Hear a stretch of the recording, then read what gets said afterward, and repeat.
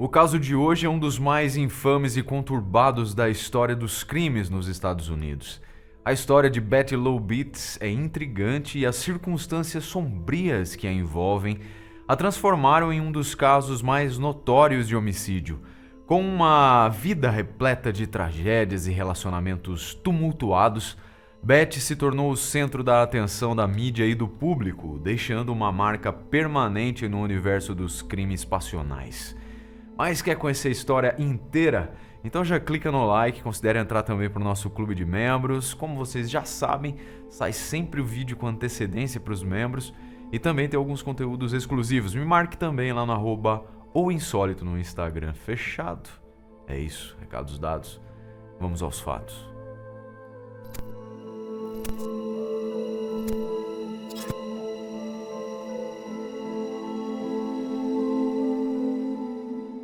Uma mulher de 62 anos, Betty Lou Donovan, mais tarde que ficou conhecida como Betty Lou Beets, foi a segunda mulher executada no Texas, nos Estados Unidos, após a reintrodução da pena de morte no estado, que havia sido abolida em 1972 e só reestabelecida em 76.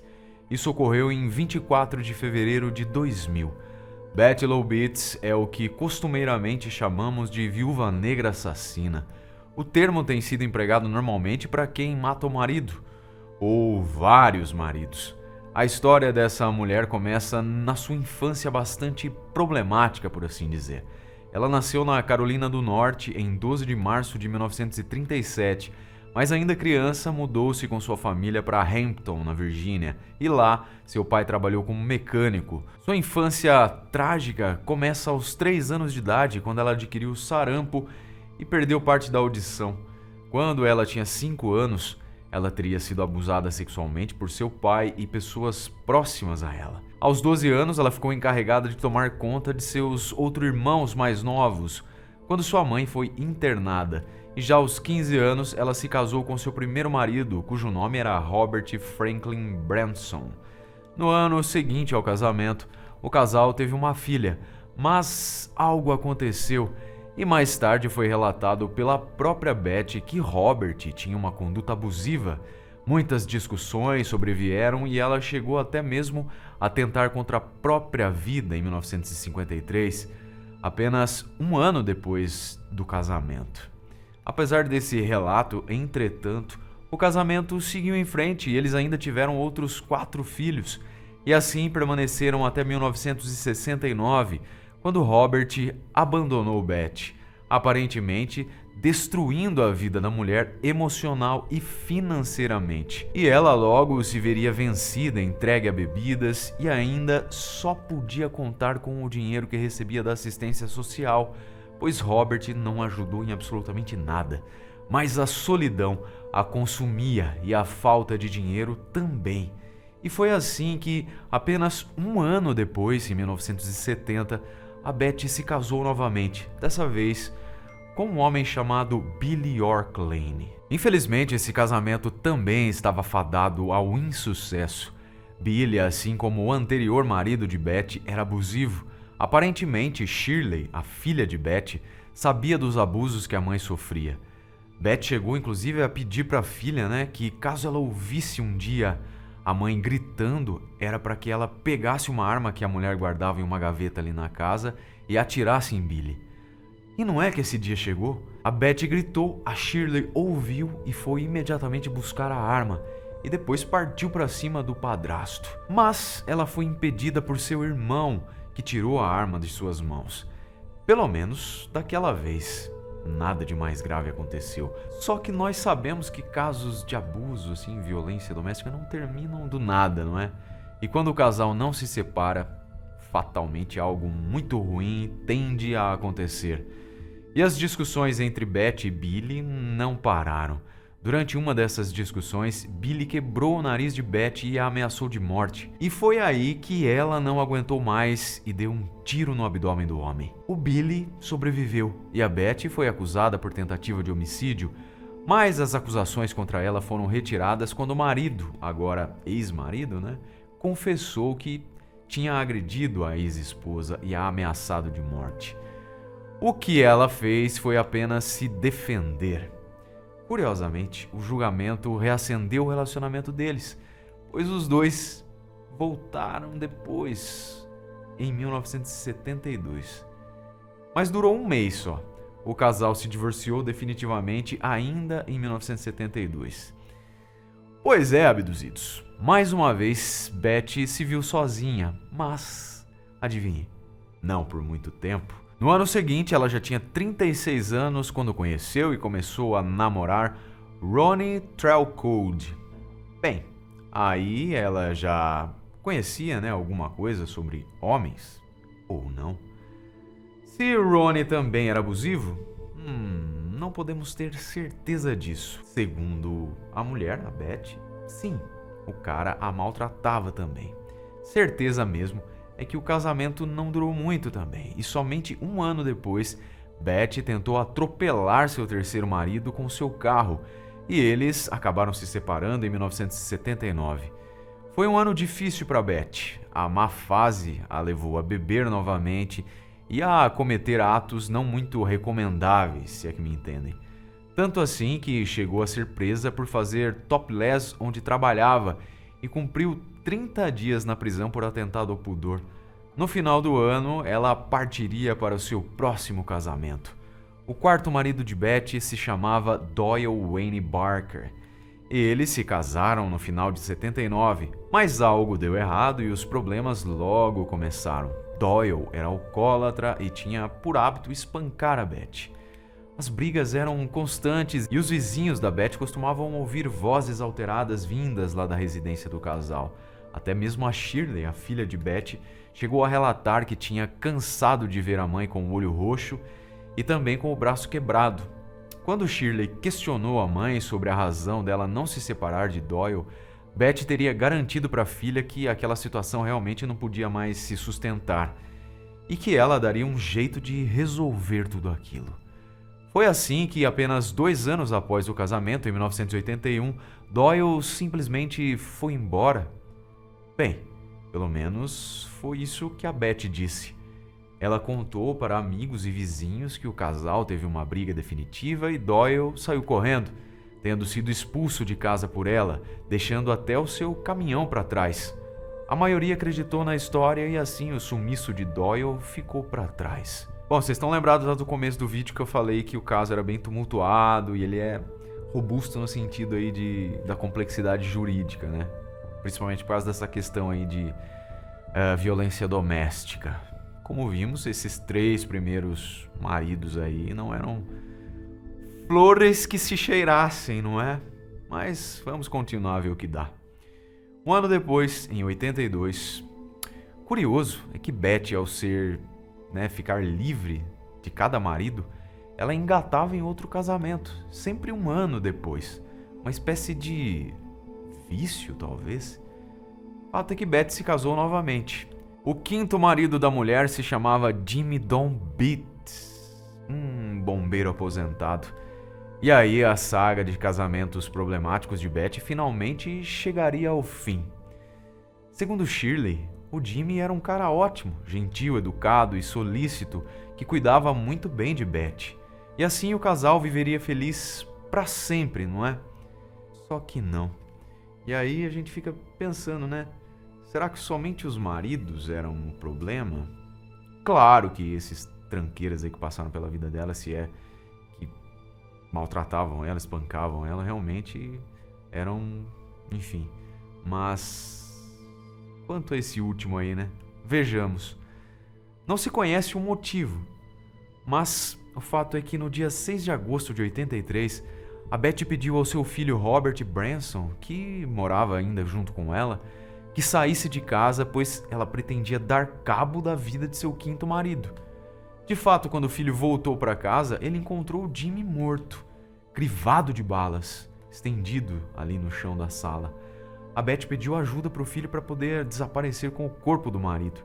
Então, ambos enterraram o homem no galpão localizado no quintal da casa. A Betty, no mesmo dia, comunicou o desaparecimento de Jimmy à polícia, informando que o marido havia saído para pescar e não tinha voltado para casa. Só que dessa vez, a polícia empreendeu uma busca de acordo pelo barco de Jimmy. E esse barco foi encontrado no dia 12 de agosto, próximo da marina de Redwood Beach. Nesse crime, a Beth já estava mais experiente e montou uma estratégia ali para despistar a polícia. Ela e seu filho Robert foram ao local onde o barco estava, né, o barco do Jimmy, e eles levaram remédios para o coração que supostamente o homem tomava e espalharam ali as pílulas pelo assoalho ali do barco. Assim, a polícia poderia pensar, né, que o cara havia passado mal e de repente caído da embarcação. Dito e feito, eles acreditaram mesmo que o cara tinha morrido afogado ali, então toda a equipe de busca começou a vasculhar o lago por 3 dias procurando o corpo, mas claro que eles não encontraram nada.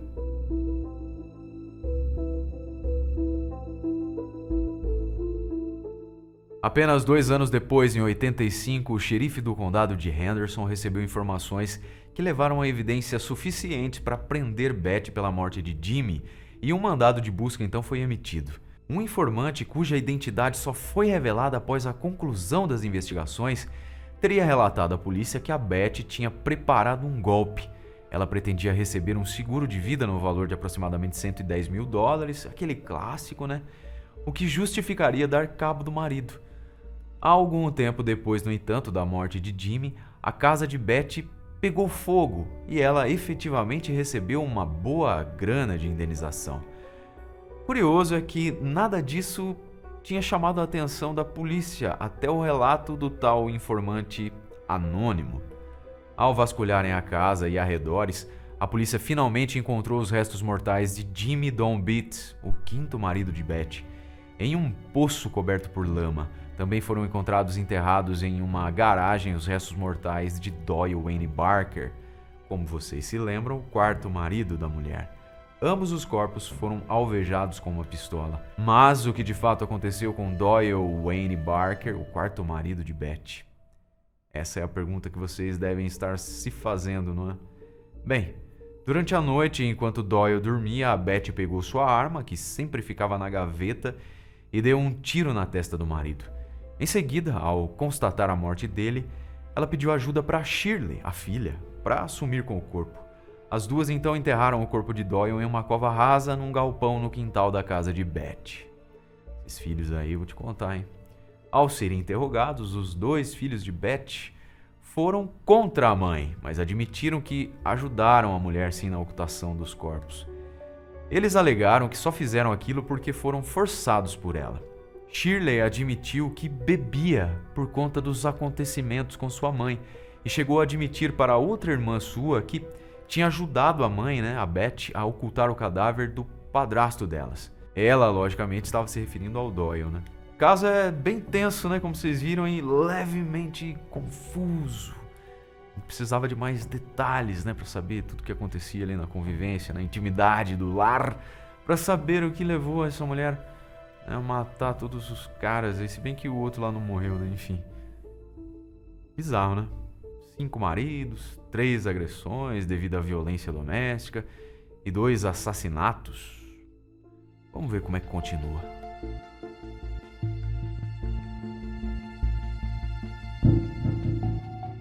Concluída a investigação, a revelação sobre quem fora o informante da polícia que relatou sobre os planos lá da Beth veio à tona.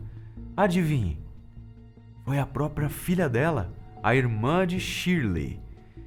Lembrando aqui que durante uma bebedeira, né, a Shirley, meio que arrependida e com remorso do que tinha feito junto com a mãe, abriu seu coração para a irmã e acabou contando tudo o que aconteceu, desde a primeira vez que a mãe havia pedido a ela que a defendesse da agressão do primeiro padrasto, até a ocultação do cadáver do 4º marido, o Sr. Doyle. Ao ser confrontada pela polícia, Beth se declarou inocente. Durante seu julgamento, que teve início em 11 de julho de 1985, no condado de Henderson, além de se declarar inocente, ainda culpou seus filhos pelas mortes de seus 2 maridos. Pelo que se sabe, a história contada por ela no tribunal não convenceu ninguém, e ela foi então condenada em 11 de outubro do mesmo ano. As evidências das relações abusivas nunca foram apresentadas ao tribunal, e portanto, elas nunca foram provadas, e Beth foi condenada à pena de morte. E aqui que a gente entra nessa penumbra do caso, né? suponhamos que os caras lá batiam nela, então tem uma atenuante aí da coisa que ela fez, né? Mas o quinto marido, até onde se sabe, era um cara gentil, né? Enfim, né, cara? Complexo o negócio mesmo. Imediatamente após o julgamento, galera, a Beth foi presa. O Tribunal de Apelações Criminais do Texas entrou então com um recurso alegando divergências quanto à remuneração que a Beth recebia pelo governo e uma nova audiência então foi solicitada. Em 21 de setembro de 88, 3 anos depois de sua condenação, o tribunal decidiu que tanto a condenação quanto a sentença deveriam ser mantidas. Várias apelações se seguiram e enquanto isso Beth permanecia no corredor da morte. Todas as apelações foram negadas pela Suprema Corte dos Estados Unidos, sendo que a última foi em 26 de junho de 1989 e finalmente a data de execução foi marcada para 8 de novembro. Em 1º de novembro, a execução foi suspensa pelo Tribunal de Primeira Instância após a apresentação de um novo habeas corpus. O Tribunal de Apelações Criminais negou esse pedido em 27 de junho de 90, levando a uma segunda data de execução que seria em 6 de dezembro. Mas, novamente, um pedido de habeas corpus foi impetrado 3 dias antes da execução e o Tribunal Distrital Federal concedeu a suspensão da execução em 4 de dezembro, 2 dias antes da data marcada. Essa decisão foi mais uma vez revogada. Seguiram-se vários habeas corpus ao longo de mais de 10 anos em que todos os recursos se esgotaram e uma data de execução foi, enfim, definitivamente marcada. Beth Loubetz foi executada por injeção letal no dia 24 de fevereiro de 2000, 15 anos após a condenação. Como é de praxe nesses casos, perguntaram se ela queria fazer uma declaração antes do ato ser consumado. Ela se negou e sequer pediu uma última refeição a que todos os presos no corredor da morte têm direito. Como a maioria dos criminosos executados, Beth foi cremada após sua morte e suas cinzas foram espalhadas no túmulo de sua mãe. Ela deixou 5 filhos, 9 netos e 6 bisnetos. O caso foi muito divulgado pela mídia, ganhando grande repercussão nos Estados Unidos.